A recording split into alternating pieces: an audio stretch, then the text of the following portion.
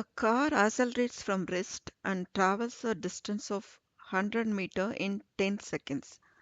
Which speed time graph represents the motion of this car?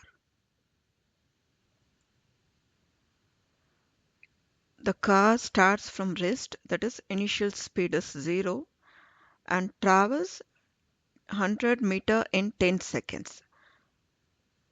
It is accelerating, that is the speed is increasing. Since it starts from rest and accelerates uniformly, the graph should be a straight line from 0. So we will eliminate option A and option D.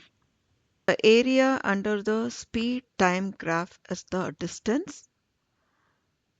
So here the area will be a area of a triangle. Distance is 1 over 2 times the base value, which is 10, times the height. Let's write speed. So 100 is equal to 1 over 2 times 10 times speed. Make speed as the subject. So we get 200 divided by 10. That is, speed is 20 meter per second. So after 10 seconds, the speed must be 20 meter per second. So option B is the right one. Next, the diagram is the speed time graph of a bicycle journey.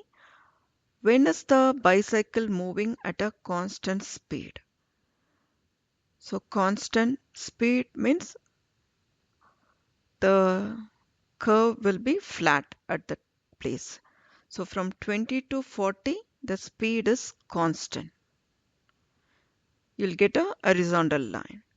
So option B is the correct answer for this.